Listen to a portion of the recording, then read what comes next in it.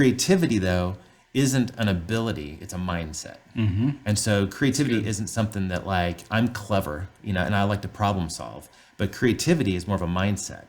And creativity is the ability to, it's that playful way to kind of solve a problem.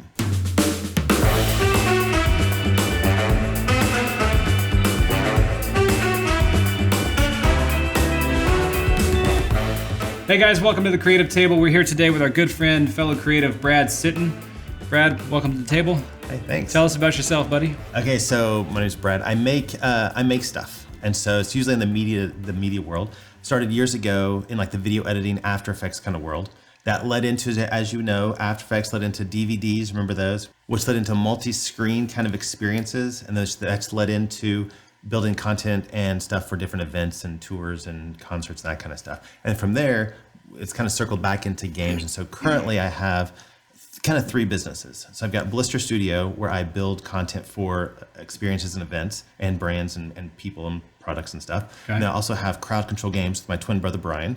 Shout out crowdcontrolgames.com. Twin brother. He's right. He's the best looking guy I know. We have a company where we make games. Yep. Like they're interactive crowd games. So they're made for people with large events. So it's everything from, people use them in like schools and churches all the way up to we were at Lollapalooza and we do cruise lines and, some other stuff. And so we have the kind of the consulting side of that where we actually produce game shows for corporate. We sell the games on the website, and then I make videos and content and screens and designs for visual experiences for events. So those are kind of the three buckets that I live in right now. Point being, though, you have this whole litany of experience. You started with sketching, I don't know, drawing comic figures. Maybe you did like I did back in the day. I started in fine art personally. Yeah.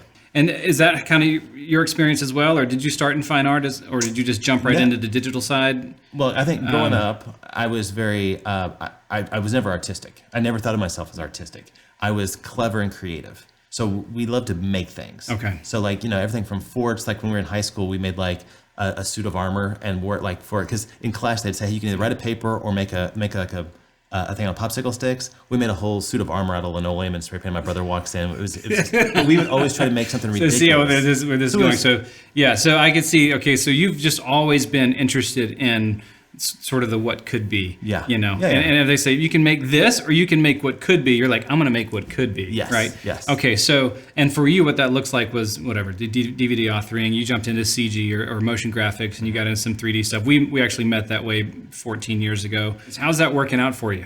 What's been how do you keep all those plates spinning? Yeah.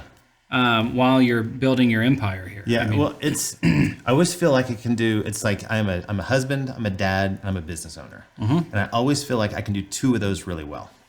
And so I feel like if I'm being a good dad and a good husband, then the business is struggling. Or if the business is really rocking and I'm being a good husband, I haven't seen my kids in a while. So keeping that balance has been very, very kind of tricky. Yeah. And so one of the things I did, I got my kids involved in the business. And so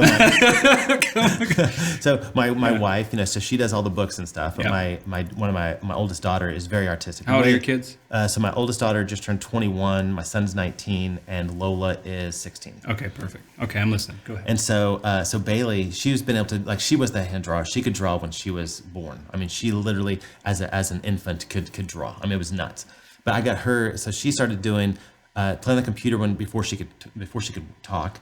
Then she started doing Photoshop when she was in first grade. By third grade, I was working on After Effects. So by the time she gets to middle school, she started teaching herself Maya and 3D stuff. Good Lord. So she's in high school and she's almost outpaced me and she's doing stuff. So I would bring her into projects. Yep. So then I would bring my family in whenever possible. So. And your wife is totally outside the creative industry? Or is she creative as well? She doesn't see herself as creative, but I think she's very creative. But she's kind of your rock, brings you back down from the clouds. 100%. She's like she's the realist. I'm the dreamer. Got it. And so creativity though isn't an ability; it's a mindset. Mm-hmm. And so creativity isn't something that like I'm clever, and I like to problem solve. But creativity is more of a mindset, and creativity is the ability to, it's that playful way to kind of solve a problem. Mm-hmm. So that's what I like to solve the problem and play around with it and have fun.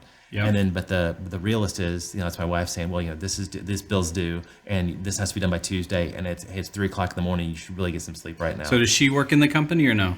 Yeah, she does all of our books and stuff. So she's Okay, been doing good. all the So paperwork. you've got some time there to figure that. Okay, good. To see them and keep them engaged, and you kind of kill two birds with one stone or whatever. A little bit, yeah. Yeah, so that's good. And you mentioned like what creativity is being a mindset and not something that do you believe it's taught?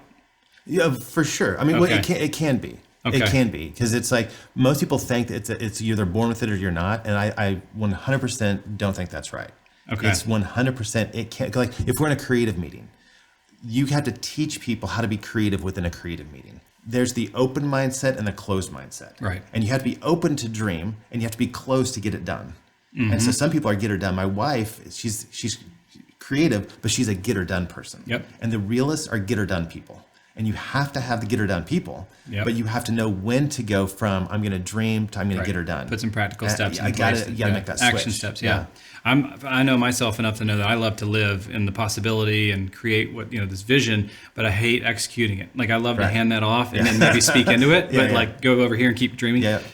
A lot of artists, creatives talk about how you get into this role or position, or that you start your company or you offer your services because you love what you do, and then one day you wake up and you are forced to do something that you no longer love because you've just had to sacrifice all your creativity at the feet of a client who maybe is a get or done person or lacks vision or doesn't have the budget or didn't give you the amount of time you need, et cetera, et cetera, et cetera. But you're kind of just laying it down and going, okay, we'll do it that way, sure. And then your creative soul's been sucked away. Right. But you're a guy who I've never seen that. I've never gone, hey, Brad, how you doing? It's like, oh, man, we're doing all right. It's client.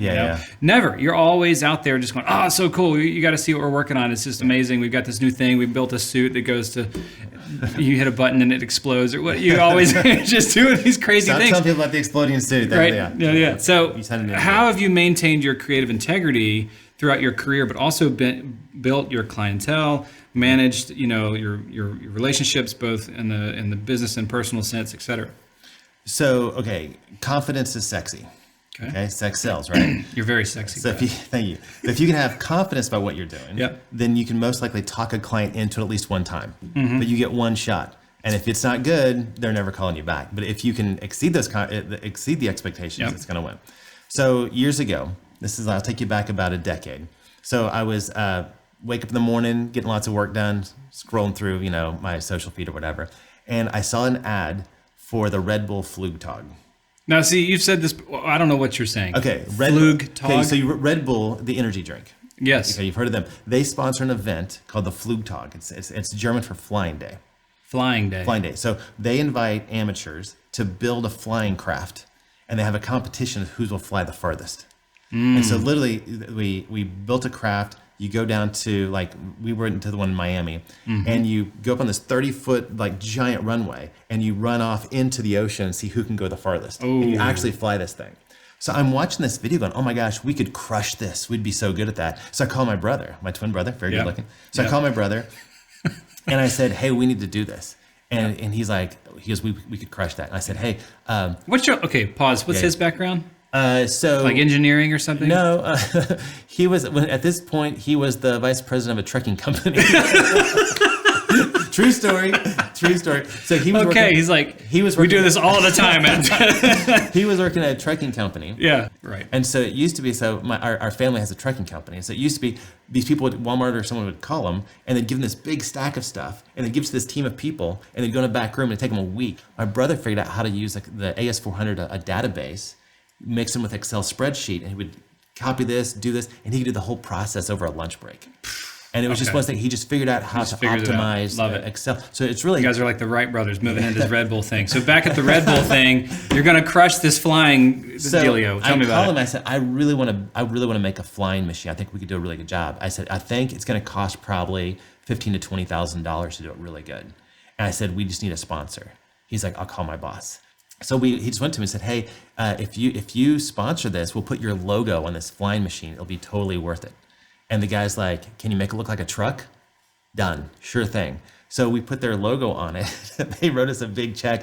So we found a guy who makes stuff out of styrofoam. Yeah. And so he built us the whole truck that looked like the truck. Then the whole back end, we built a giant fabricated pipe and... So extracting out the little piece here, for me, what I'm hearing is a lot of people look at something and see a problem or a barricade or a speed bump, and you guys just look at it and saw opportunity. Yeah, for sure. Opportunity. Yeah. So you're like, oh, there's this thing. Oh, we can figure that out. Oh, okay, so we'll go over here. And you're just like this energy, like water. It just keeps flowing around wherever it just finds, the hole, the crack, the crevice goes around.